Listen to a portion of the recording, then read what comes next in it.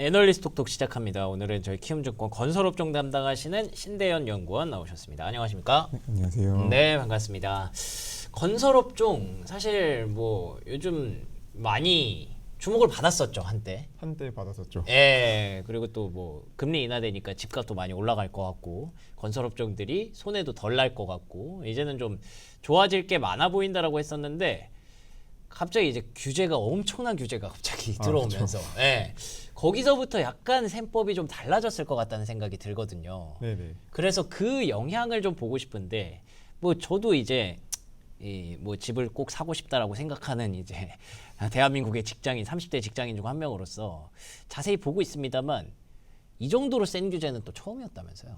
뭐 과거랑 비교했을 때 이 정도보다 센 규제들은 있긴 했는데 네. 너무 원래는 그런 규제가 나오지 않을 거라고 생각하는 와중에서 되게 센 규제가 갑자기 나와가지고 시장에 영향이 좀 많이 컸던 것 같고. 그 시행 자체가 보통 유예 기간을 두는데 그쵸. 그게 없었던 게 핵심이었다고. 그쵸. 바로 시행해버리니까 네. 27일 나왔는데 28일부터 시행했고 또 이게 추가적으로 더 나올 거다. 막 우리가 이거 맛보기에 불과하다 이런 얘기가 나오다 보니까 시장이 예. 많이 얼어붙은 게 있는 것 같습니다. 그래서 그 영향이 저는 항상 느꼈지만 부동산은 규제를 하려면 할수록 자꾸 어디서 풍선 효과가 터져서 규제를 그냥 안 하는 게 나을 수도 있겠다라는 생각을 했었는데 이번만큼은 실질적으로 단기적으로 확실히 냉각이 됐다는 얘기가 있더라고요. 요즘 분위기가 어때요?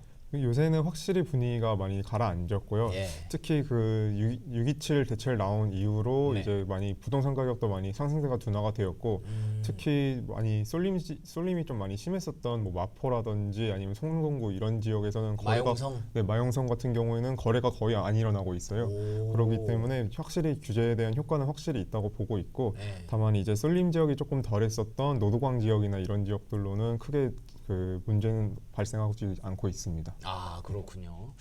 잘 가던 그런 구 지역구들이 좀 빠지고 있다라는 측면에서 봐야 될 것 같고, 근데 이게 제가 빠지고 있다라는 표현을 썼는데 방금 상승률이 둔화됐다고 얘기하셨잖아요. 그쵸. 그게 좀 다르잖아요. 네, 사실은 지금 뭐 거래가 많이 되고 있지가 않기 때문에 네. 뭐 호가가 떨어지면서 거래가 된다라고 말씀드리긴 좀 어려운 것 같고 이전에는 이제 아무래도 매도 호가를 많이 높이면서 거래가 됐으면은 지금 같은 경우에는 이런 거래 금액 자체가 좀 많이 둔화되어 있는, 그러니까 거래 금액 자체가 올라가지 않는 상황이라고 보고 있습니다. 그러면은 이런 상황들이 건설주에도 직접적인 영향을 좀 주고 있는 건가요? 그렇죠. 건설주에도 직접적인 영향을 주고 있고 실제로 627 대책이 나온 이후에 이제 건설주들 특히 주택을 많이 중심으로 하고 있는 뭐 HDC 현산이라든지 예. GS건설 같은 경우에는 많이 그 주가가 많이 하락하는 모습을 보였거든요. 그러네요. 그래서 그런 부분들에서 당연히 영향을 주고 있습니다. 그렇군요.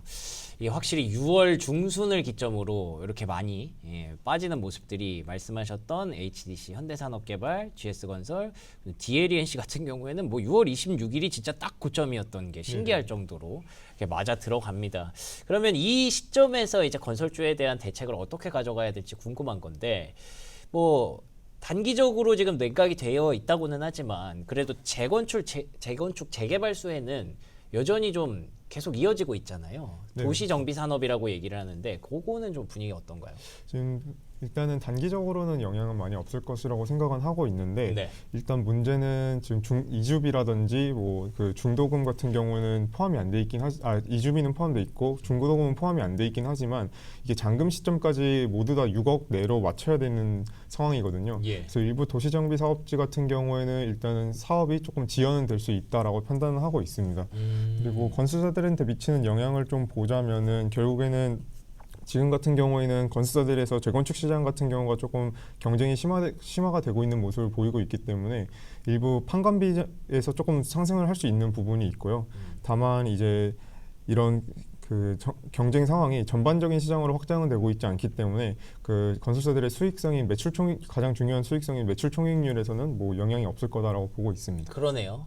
굳이 거기까지 영향은 없겠습니다만 일단은 그 6억 원이라는 숫자가 계속 좀 신경이 쓰일 수밖에 없는 거죠. 그렇죠. 당연히 그럴 수밖에 없죠. 그 6억 원이 이제 신규로 짓는 것도 마찬가지지만 이제 도시 정비 사업에서도 그게 또 당연히 해당되는 얘기이기 때문에 여러 가지로 좀 고민을 하게 하는 그런 규제인 거는 뭐 명확한 사실인 것 같습니다. 그러면 지금 분위기에서 어쨌든 단기적으로 냉각이 된 건 사실이니까 투자 심리가. 네. 그러면 투자 전략을 전체적으로 어떻게 좀 꾸려가야 되는지 한번 정리를 해볼 수 있을까요? 일단은 2분기 자체 내 2분기 이후로는 제 생각에는 그 주택보다는 그동안 주택의 그 주들이 괜찮은 모습을 보였었는데 주택보다는 해외 쪽으로 조금 그 시선을 좀 옮길 필요가 또 있다고 패러다임이 생각하고 살짝 있습니다. 바뀌는 그런 구간이군요. 네네네. 예. 그러니까 한창 건설주가 안 좋다 얘기 나올 때는 이제 그러니까 대한민국에 아파트를 많이 짓는 그런 종목들이 많이 주가가 안 좋고, 그리고 이제 대안으로 해외 나가는 종목들 얘기를 많이 하시는데 딱 지금이 약간 단기적으로 그런 분위기가 좀 된 거구나. 네, 저는 일단 그렇게 투자를 하는 게 맞다고 생각하고 있고요. 예. 네. 그래서 그래가지고 일단은 지금은 해외 모멘텀이 확실히 있거나 아니면 실적적으로 확실히 모멘텀이 있는 그 건설사들이 좀 주목을 받을 수 있지 않을까라고 판단하고 있습니다. 그 배경은 일단 뭐 지금 627 대책 자체도 굉장히 강력하지만 그 이후에 또 어떤 대책이 나올지 모르기 때문에 그쵸. 그런 것들까지 보시는 거죠. 그렇죠, 그렇죠. 네, 맞습니다. 그러면은 그 중에 제가 대표적으로 기억나는 게 한창 그 건설 경기 안 좋을 때 얘기했던 게 삼성 엔지니어링. 아, 네, 맞습니다. 예, 그 종목이 삼성 ENA라고 이제 바뀌었잖아요. 네, 그런 종목들 혹시 좋게 보시나요? 네, 삼성 ENA 같은 경우는 되게 괜찮다고 생각을 하고 있고요. 예. 지금 삼성 ENA 같은 경우는 2분기 같은 경우는 실적이 뭐 크게 좋거나 이런 부분을 보이지는 않을 거라고 보고 있는데 다만 이제 하반기부터 보시면은 비화공 부분에서 수주가 좀 회복될 것이다라고 판단하고 있고 또 매출액도 그동안은 YOY로 계속 감소하는 추세를 보였다가 3분기를 기점으로는 다시 플러스로 돌아설 것으로 지금 전망을 하고 있습니다. 비화공 부문이라고 한다면은 어떤 부분을 우리가 얘기를 하면 될까요? 보통은 이제 삼성전자나 뭐 삼성바이오로직스 이런 캡티브 물량이 대부분을 차지한다고 봐주시면 될 것 같아요. 예, 알겠습니다. 이제는 뭐 아파트, 집값 이런 것보다 오히려 그런 쪽으로 이제 좀 눈을 돌려야 되는 단기적으로 그런 상황임을 말씀해 주셨고요. 이 외에 또 볼만한 종목이 또 있을까요? 그 다음에는 현대건설을 말씀드리고 있는데 네. 현대건설 같은 경우에는 사실 2분기 실적이 이미 나왔습니다. 2분기 실적 자체는 그렇게 좋지는 않은 모습을 보였긴 했지만 네. 다만 이제 원전에 대한 모멘텀이 아직 유효하다고 판단을 하고 있어서 이 원전 부분에서의 이 모멘텀으로 추가적으로 주가가 상승할 수 있다고 판단을 하고 있습니다. 과거 사례를 보더라도 항상 그 해외 수주가 많이 늘었을 때 그 주가 성장률이 되게 좋았던 부분들이 있었기 때문에 네. 이번에도 그 연말로 갈수록 대형 원전이라든지 SMR에서 새로운 그 수주가 나온다면은 추가적인 주가 모멘텀을 받을 수 있다라고 판단하고 있습니다. 아, 그렇군요. 삼성 ENA의 경우에는 해외 수주, 현대건설의 경우에는 원전. 예, 그러니까 뭔가 이렇게 대안이 있는 종목들을 계속 좀 보고 계시는 것 같고요.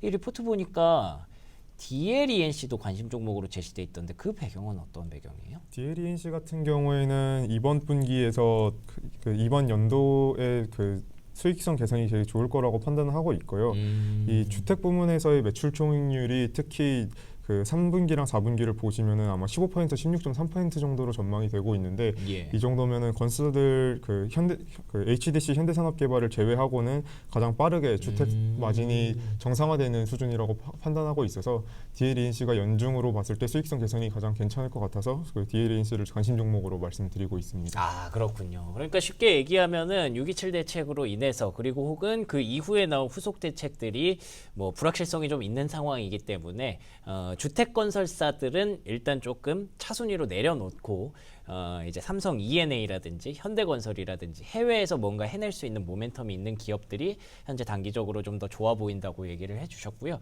그래도 또 주택 건설사들이 실적을 발표했을 때, 이 기업은 그래도 생각보다 괜찮네 이런 반응이 나올 수도 있기 때문에 아예 배제할 수는 없다는 점에서 그 중에서 가장 수익성이 조금 개선되는 게 좋아 보이는 기업 그 중에 DLENC 이렇게 관심 종목으로 꼽아주셨다. 이렇게 정리하면은 뭐 깔끔할 것 같습니다. 예. 자, 그러면 연구원님과 함께한 시간 이렇게 마무리하도록 하겠습니다. 오늘 좋은 말씀 고맙습니다. 네, 감사합니다.